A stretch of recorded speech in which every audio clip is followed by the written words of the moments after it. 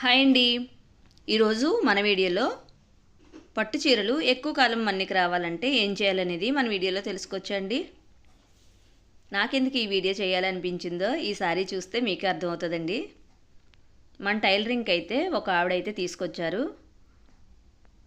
ఆవిడ 5,000 పెట్టి తీసుకున్నారట. ఈ సారీ తీసుకున్నప్పుడే చాలా రోజులైందట, చాలా సంవత్సరాలు అయిందంట.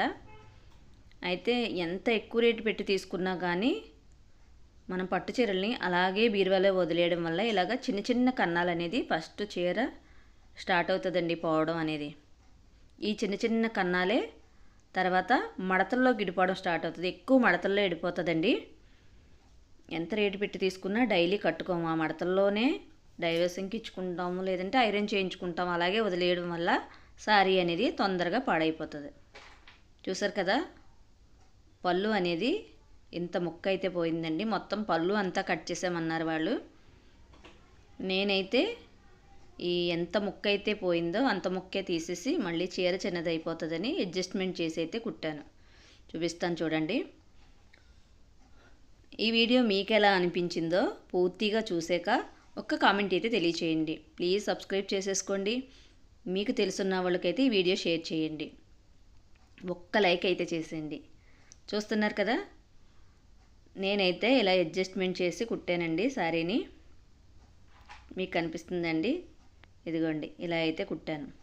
బయటకైతే ఇలా కనిపించకంట. పళ్ళు పాటు మొత్తం తీసేస్తే చీర చిన్నదైపోద్ది కదండి. అయితే మనం ఏం చేయాలంటే అండి, ఎంత రేటు చీర అయినా బీరువాలో పెట్టేయడం వల్ల ఒక్కసారి బీరువా దగ్గరికి వెళ్ళి మనం పట్టు చీరలు అనేవి